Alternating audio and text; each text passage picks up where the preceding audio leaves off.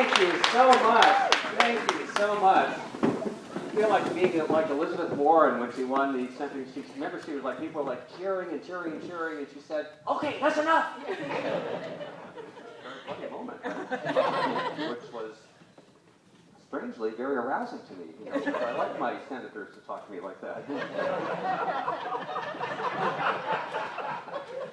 hadn't even planned that joke, you know. So this is a very high stage. How about we have an arrangement so that, you know, if you're not laughing, then I'll sort of stand on the edge like this, and you know, you can start laughing just to sort of talk me down. Right? There's no safety net there, right? So you're a lot better than last night's crowd. You know? Unbelievable. You know, Jimmy, you know, that crowd last night, you know, because we had to have a second seating, you know, and you're actually the overflow crowd, you know. But they were, you know, I started with my frenemies, you know, and what a mistake, you know, they just got so, you know, ugly after a while. But, you know, I'm with my friends now. I feel like I can just sort of like, you know, open up and, you know, I don't mind admitting, I'm very nervous, you know, I'm very nervous. You know, it's the first time I've done that. I'm still on my training wheels, you know, as a comedian. And but, you know, my inspiration all along for this sort of thing has really been Martha Stewart. Because who other than Martha Stewart really sort of shows that sort of effortless grace, right? Doesn't she sort of convey that kind of effortless grace? You know, and yet you know that she commands this sort of empire, right? And so behind the scenes, you can just sort of picture, you know, her, you know, getting ready. But then when the camera comes on, there she is, perfectly poised, right? And so that's really what I'm trying to achieve tonight. I'm not there yet. Have you all had drinks, by the way? So, actually, let me show you, you know, Martha. This is my vision of what Martha looks like when she's getting ready to be on her show, okay? So let's say she's, you know, like, you know, getting ready, she's going to be on camera, you know, and they're telling her, okay, Martha, 2 minutes, you know, and she's saying, you know, I want to be, you know, when the camera goes on, I'm going to be right here, because this is the counter, and this is where I'm going to do my first demonstration right here, okay? Okay, so Martha, you've got 1 minute left. And she's like, okay, crew, did you hear that? There's 1 minute left. 1 minute left. Get ready, chop, chop. What the hell is that? What the hell is that? I specifically said I wanted that backdrop to be painted puce. Does that look like puce to you? Because it doesn't look like puce to me. You know what it looks like to me? It looks like puke. You like puke? Because I am Martha Stewart, and I do not like puke. I am sick of you people. I should just fire all your asses. I should have you all killed. Because I've been in prison, and I can do that. I am Martha Stewart, and I do not give a shit. Hello. We're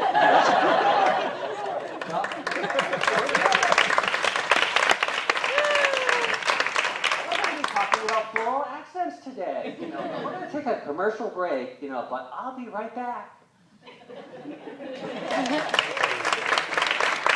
That's me. Thanks, Martha.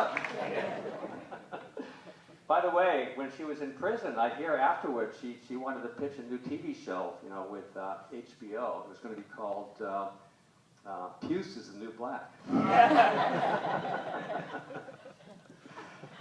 But, you know, seriously, thank you, everybody, for coming here. I realize that this is really the next to last Sunday of your summer, and probably all of you would just, truth be told, you'd rather be just sitting back and doing nothing, you know, so thank you for choosing me over nothing. So, but, you know, 60, it is a significant milestone. I mean, there's no getting around it, you know.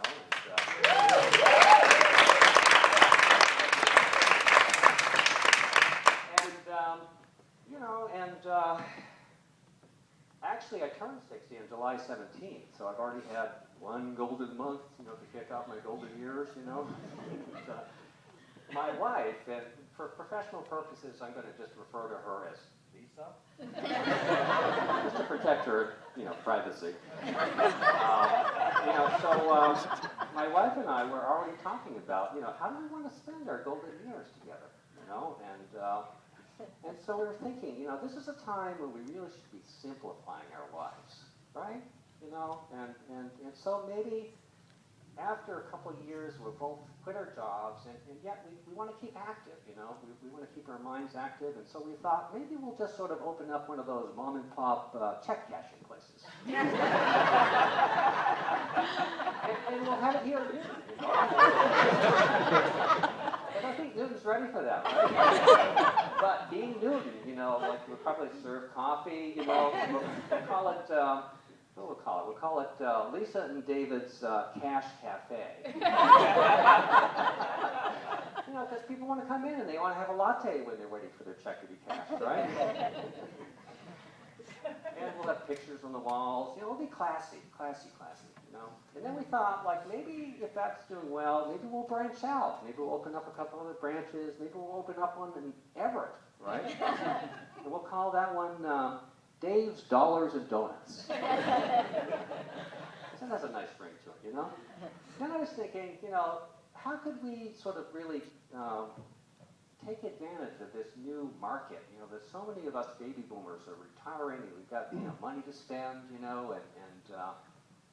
what kind of niche can we create, for this new market, and of course we thought about donuts, and of course there's never enough donut shops, but we thought, well, a lot of older people have sensitive stomachs, so we thought, well, maybe we'll have donuts. Maybe we'll puree our donuts. Make them so they're drinkable. But then we thought, well, isn't Ensure essentially a drinkable donut? So then we thought, well, maybe we'll sort of put some adult flavorings in our donuts, drinkable donuts, right? So then we'll call it Drunken Donuts. So what would you rather go to? Dunkin' Donuts or Drunken Donuts? So really, though, 60, it's a time that you want to kind of reflect, and take stock on your life, and because pretty much all of your youthful indiscretions are behind you, and you've learned a lot from them, or maybe you haven't learned a thing, but the thing is that you've forgotten it, right? Because really, when you can't remember things, you're not responsible for them, right? That's our motto at Emerge. Right? The guy tells to us, I don't remember hitting my wife. You say, you're good to go. So, but 60, it's more than just a number. And it's more than just the speed limit on most major highways. Because if you're pushing 65, you could be arrested, But it's really a time of great wisdom. And I figured I'd spend some time tonight just trying to share some of the wisdom that I've earned over the years with you younger folks. And I see there's lots of younger folks here, And for you older folks, just think of this as teach the teacher kind of thing, right? But one of the questions I'm often asked by younger people is, Dave, how do I know when I'm 60? And so, there's various indicators. One of the indicators, one of the ways you know you're 60 is if it's been more than 2 years since your 59th birthday. You might want to check your calendar. Another indicator that you might be 60 is all of a sudden, if you feel like you want to open that AARP mailer. Because my attitude, I've been getting these things since I was 50, and my attitude is that, how dare you send that to me? But then, on my 60th birthday, some sort of ancient mammalian instinct got a hold of me, and all of a sudden I wanted to open this mailer. Maybe there's some valuable coupons in here. Maybe there's a reverse mortgage I could qualify for. I've been been listening to Fred Thompson, those television ads, and it's like, folks, hi, I'm Fred Thompson. I'd like to help you like I've helped millions of Americans to lose their homes. Because isn't the Remorse Mortgage basically a pawn shop for your house? So, what are the other indicators that you might be 60? Well, here's kind of a bittersweet one. You might be 60 if you have lost your inner child.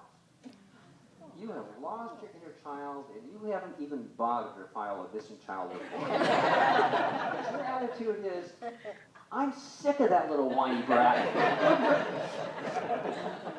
And along the same lines, you might have turned 60 if the only soulmates that you're looking for are a good pair of walking shoes. Because when you've got bunions, nothing else matters, does it? And you might be 60 if the music that you used to love, that used to evoke all of this passion and this romantic yearning in you, it doesn't have that same effect on you anymore, right? I mean, I'll give you an example. I was listening to one of my favorite songs just the other day on the radio, and it was Vanessa Williams.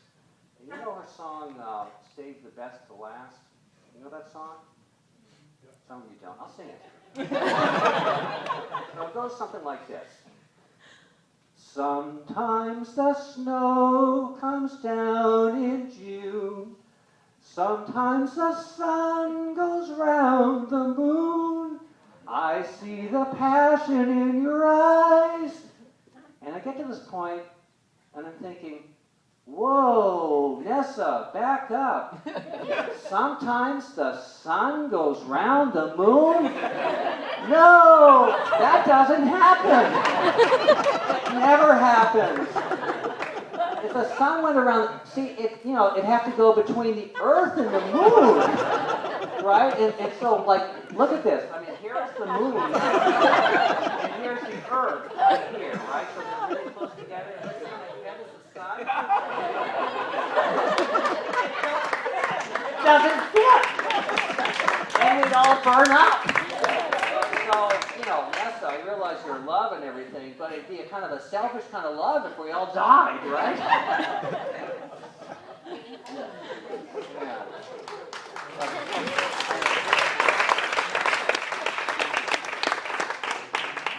So, but it's not all bad, for being 60, because it's really a time when you want to sort of sit back and really kind of savor life.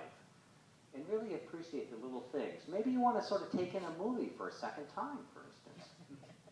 Maybe it's because you want to kind of recapture the nuance of the characters. Or perhaps you want to just re-experience the beautiful cinematography, with romantic settings, or maybe you just want to make more sense out of some of the plot twists, right? But let's be honest. That's not the reason we're seeing this movie for a second time, is it? It's because we forgot that we already saw that movie. That's the reason, right? Sometimes it's not the movie. Sometimes it's just all the characters in the movie. You can't remember their names, right?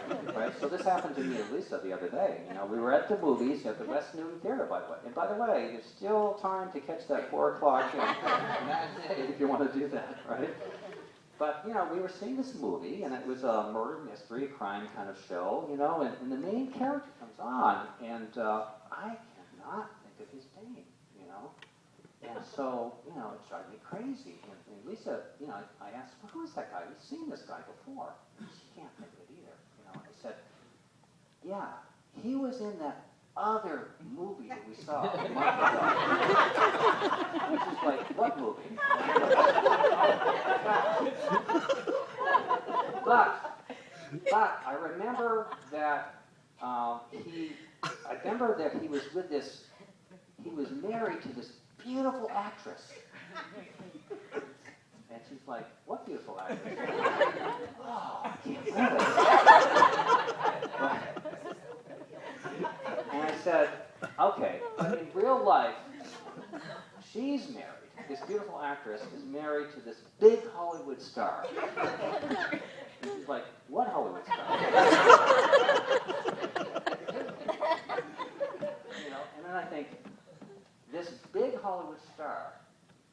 in real life, his sister is an actress. And she's like this big political activist. And Lisa says, Angelina Jolie? No, she's older than that. She got in trouble in the Vietnam War because she posed with Ho Chi Minh. Jane Fonda? Yes, Jane Fonda. So let's go backwards. Jane Fonda, her brother, is Warren Beatty, right? Is that right?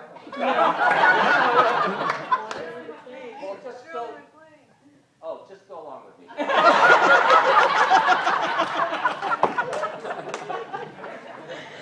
And Warren Beatty is married to Annette Bening. Yeah, that's right. And Annette Bening was in American Beauty.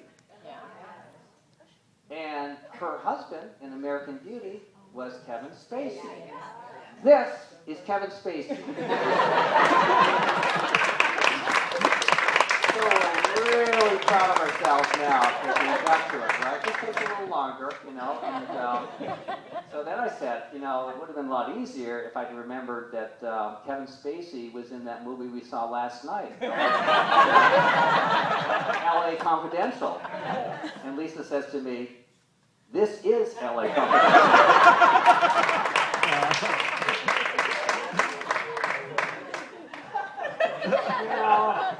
So one of the great things of being older is that, spoiler alerts, we're kind of immune to those. Because we're not going to remember anyway, right? So our person can say, oh, I'm so sorry, I gave away the plot, and you're like, no worries, it's all good. But what really bothers me the most is when I can't remember just even my friends' names, sometimes. And this happened to me just the other day. I was walking in downtown Newtonville, right? And I ran into this guy, and I just knew him. I knew that I knew him, but I could not place his name. And his panic started to set in, And so I figured if I maybe just sort of like I was conversating with him, and had a little conversation, he'd kind of reveal his name. So I asked him, how's your summer been? Because usually when people talk about their summer, they give up their name. But it turns out the only time people do that is in 6th grade. Hi, I'm Kevin. For our summer vacation, we went to Yellowstone. That's the only time that happens. So I asked, well, how's your family? And he's saying, me and Sylvia are great. And I'm thinking, Sylvia? Who the hell is Sylvia? So I'm talking, we're talking, and I'm telling him about Lisa, and he loves Lisa. Everybody loves Lisa, And so, I still can't remember his name, and I'm being kind of extra nice to kind of compensate for this, right? And so I end up inviting him to dinner. And I go home and I tell Lisa I've invited a friend to dinner, and she's used to this. She says, is this one of those defensive dinners again? And, so then I remember who he was. And here's the thing, I can't stand him. I don't like the guy. He doesn't like me, right? And I felt a little dirty, And then I thought, well, God, he's probably going to think I'm this big phony, which I certainly am not. So the only solution was to like the guy. That's the only solution, right? Fake it till you make it, right? And so he and I are now good friends. So then I was thinking, what if this same phenomenon happened at an international level? What if countries forgot each other's names, right? So let's say that Israel and Palestine were just, you ran into each other in the street. Right? Israel and Palestine. But they don't remember each other's names, right? And so they're chit-chatting, and Israel asks Palestine, how's your summer been? Right? And Palestine says, oh, not so good, not so good. There are all these strangers that moved into our neighborhood, and they started building these settlements in our backyard, in our front yard, and they put up these walls, and we can't even get to our neighborhood anymore. And Israel says, That's not right. That's not right. I am so sorry. I'm so sorry that that's happening to you. Is there anything I can do to help you? Maybe I can talk to those neighbors, right? So Palestine's saying, thank you for your understanding, but how's your family? And Israel says, oh, not so good, not so good, because my wife and I moved into this new neighborhood, and the neighbors are so unfriendly. And one of the neighbors even came up to me the other day and said, I refuse to accept your existence. And Palestine says, that is so wrong. That is so wrong. Let me know if I can talk to those neighbors, those rude neighbors of yours, and help you solve this problem. And so now they're still not remembering each other's names, but they're really liking each other, right? And so they agree that they're just going to have a cookout on the West Bank. A big cookout and invite everyone in all their nations, right? All the neighboring nations. They're going to have a cookout in the West Bank, right? And then the next day, all of a sudden, they remember who they were talking to, and they're horrified. But then at that point, it's too late because the media has gotten a hold of the story, and there's all these headlines, that Israel agrees to dismantle the settlements, and Palestine now recognizes Israel's right to exist. So it all worked out. And of course, John Kerry tried to take credit for it. All because they just forgot each other. They forgot each other's names.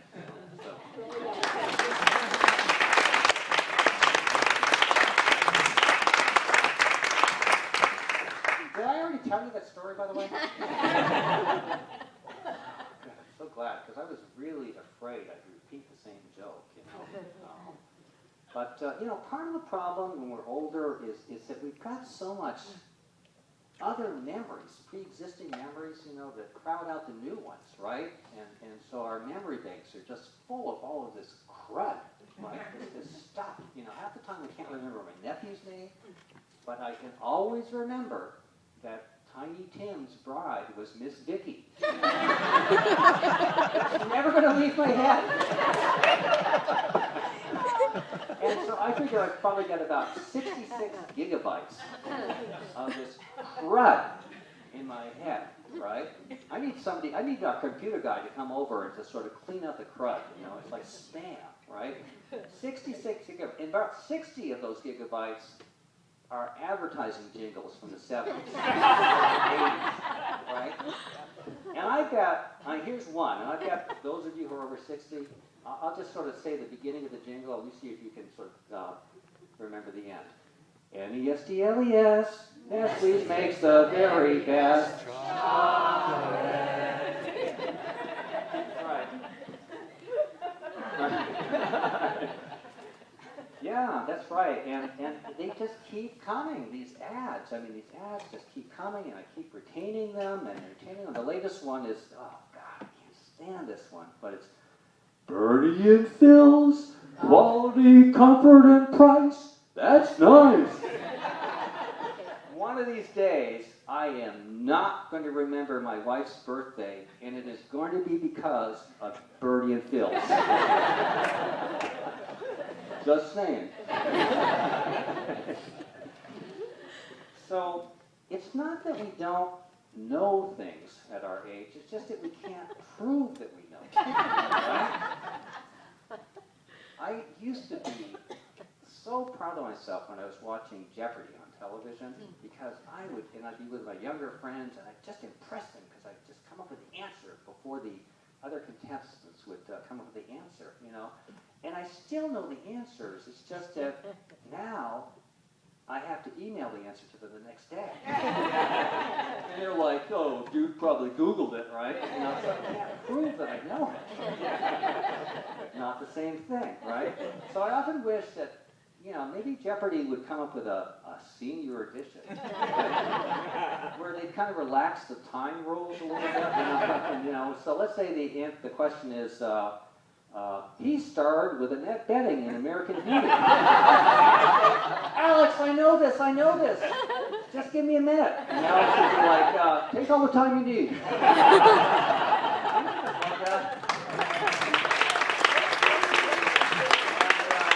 Or maybe even better. This is even better. If they sort of like have a rule. It was sort of the honor system. So you could sort of like say you know the answer, but you wouldn't actually have to verbalize it. Alex, I know this one. That's good. Get half credit. Right? So, yeah, I mean, it's just not, but, you know, really it's not just that we're old, it's that we represent a generation, those of us who are 60 or above. We're the baby boomers, right? And we have a generational perspective, right? We've had experiences that younger people haven't had, right?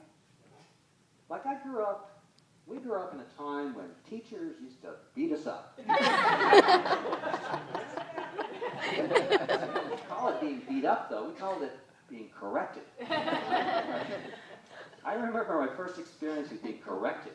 And it was in biology class, and it was Mr. Sanderson in biology class in 8th grade, you know, or 9th grade. And so he gave us a lesson on the reproductive anatomy of animals and plants. And then he gave us a pop quiz at the end of the class, right? And so the next day, I raise my hand and I say, Mr. Sanderson, are we going to get our testes back today?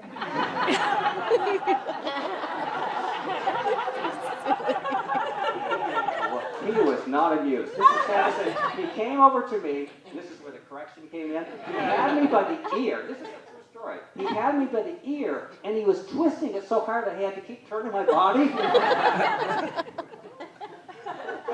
But, and he was saying the whole time, Mr. Adams, that is not funny, is it? But the whole class was laughing.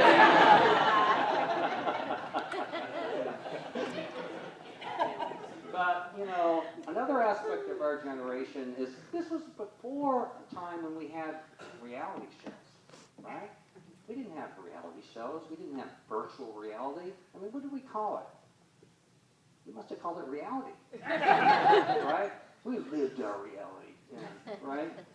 And, you know, if there had been a reality show that was based on my parents and my, because I grew up in upstate New York, upstate Vermont. I don't remember what state I grew up in. So if there was a reality show based on my family, it would have been called Mismatched Parents of the Northeast Family. Because they had different styles, my mother and father. I mean, here's an example. So when I was 6, I had my first experience with death because my goldfish died. And I was like crying, and I was thinking, oh, it was such an ugly goldfish that had these big boldy eyes, and it didn't deserve to die, it was so ugly, you know. And so I was just sobbing, and my mother came into my room, and she saw me crying, and I said to my mother, I'm not going to die, Mommy, am I? And she came over, and she sat next to me, and she put her arms around me, and she said, you're not going to die, honey, for a long, long time. And then you're going to be in heaven with me and Daddy and Grandma and Grandpa. And I felt so comforted. I felt so good. But then my father comes in. And he must have been overhearing our conversation, you know. And he said, first of all, of course you're going to die. And second of all, you're not going to heaven the way you've been acting. You know, and thirdly, when you're dead, you're not going to know you're dead, so what's there to cry about? So they were similar, but they were somewhat different. And, you know, but in defense of my parents, they weren't very educated, and neither one of them had actually gone to high school even. And as a result, we didn't have